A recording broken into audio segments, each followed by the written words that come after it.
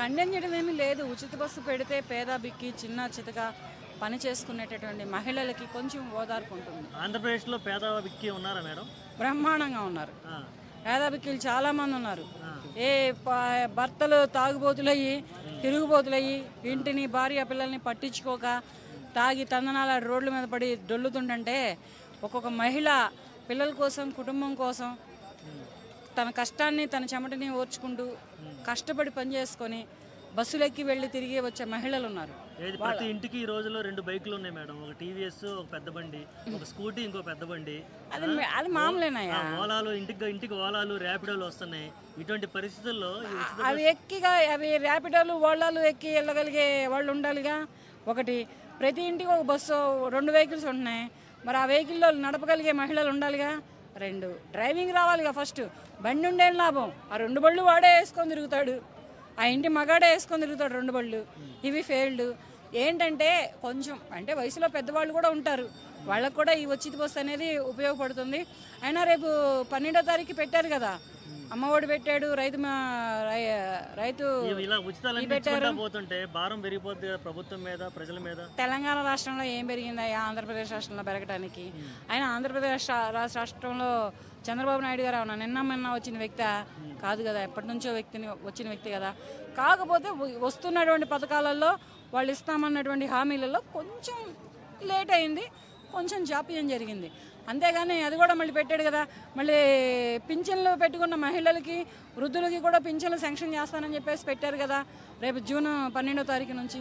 ఇంకేం కావాలి? ఇప్పుడు పెట్టిన 6 పథకాలలో 4 పథకాలు అమల్లోకి వచ్చేసినాయి. 1 రైతు భరోసా, 2 వృద్ధాప్య పింఛన్, 3 అమ్మఒడి. అమ్మఒడి కాదు, తల్లి దీవెన, తర్వాత ఉచిత బస్సు. ఇవన్నీ 4 పథకాలు వచ్చేసినాయి. ఇంకా 2 ఉండుంటాయి 6 అవి కూడా పెడతారు చిన్నగా. దానికే పెడతాం వల్ల తెలంగాణలో ఫ్రీ బస్ అనేది ఫ్లాప్ అయింది, ఆంధ్రలో కూడా ఫ్లాప్ అయిందేమో అని అంటున్నారు. ఎక్కడా కాలేదు. ఫ్రీ బస్ అనేది తెలంగాణలో ఫ్లాప్ అయిందని మాట్లాడిన వాళ్ళు ఎవరు కాలేదు. మహిళలే అంటున్నారు కొట్టుకోవడం జరుగుతుంది, ఆటో వాళ్ళకి మైనస్ జరుగుతుంది. ఫ్రీ బస్ బిఫోరే కొట్టుకున్నారు ఆడవాళ్ళు. ఇప్పుడు కొత్తగా ఏం కొట్టుకోలేదు. అప్పుడు సీసీ ఫుటేజీలు లేవు. ఫ్రీ బస్ బిఫోర్ సీసీ ఫుటేజీలు లేవు. ఇప్పుడు కొత్తగా టెక్నాలజీ పెరిగి కొంచెం యువత టెక్నాలజీని తీసుకొచ్చి దీని మీద ఏంటంటే ప్రతి సిటీ బస్కి, ప్రతి ట్రైన్లో ప్రతి బోగీకి సీసీ ఫుటేజ్ పెడుతున్నారు. ఆటో డ్రైవర్లు కూడా ధర్నా చేస్తున్నారు, సమ్మె చేస్తాం అంటున్నారు. మాకు బిజినెస్ పోయింది. ఆ బిజినెస్ కాకపోతే ఏ బిజినెస్ అయినా చేసుకుంటారు. ఆటో ఒకటైనా వాడి జీవనోపాధి, మిగతా ఏ పాదులు లేవా? ఆటో ఒకటే కాదు జీవనోపాధి, చాలా పనులు ఉన్నాయి బ్రతకదలుచుకుంటే. ఆయన ఇక్కడ ఆటోలు బాగానే నడుస్తున్నాయిగా. ఓలాలు నడుస్తున్నాయి, ర్యాపిడోలు నడుస్తున్నాయి, తర్వాత ఇంకా చాలా ఆటోలు నడుస్తున్నాయి. ఆటోలకి ఏమి డ్యామేజ్ ఏం కాలేదు. అప్పుడు పెట్టినప్పుడు కొద్దిగా ఏదో అంతేగాని బస్ స్టాప్ వరకు వెళ్ళి బస్సు ఎక్కగలిగే మహిళలు ఉంటే ఫ్రీ బస్ ఎక్కుతున్నారు. ఎక్కలాగే ఇంట్లో నుంచి బద్దకస్తులు ఉంటారు చూడు, వాళ్ళు ఓలాలు, ర్యాపిడోలు, ఆటోలు, క్యాబ్లు, బైకులు ఇవి బుక్ చేసుకుంటున్నారు. మరి బైకులు వచ్చినాయి కదా, ర్యాపిడో, ఓలా బైకులు వచ్చినాయి. అప్పుడు ఎందుకని ధర్నాలు చేయలేదు ఆటో వాళ్ళు? క్యాబ్లు వచ్చినాయి, అప్పుడు ఎందుకని చేయలేదు ఆటో వాళ్ళు ధర్నాలు? అవన్నీ ఫేక్ మాటలు, నన్ను లాక్ మాటలు చెప్పొద్దని చెప్పండి. ఇప్పుడు యాక్చువల్గా చంద్రబాబు నాయుడు గారు సంక్షేమాలకి, ఉచిత పథకాలకు కొంచెం దూరంగా ఉండాలనే మైండ్ సెట్ ఉన్నటువంటి వ్యక్తి.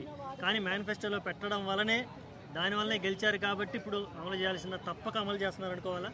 ఎందుకు అటువంటి విషయాల్లో దూరంగా ఉండే వ్యక్తి అయితే ఏమీ కాదు. ఇంతకు ముందులో కూడా అటువంటి పెట్టారు, అటువంటి అమలు చేశారు.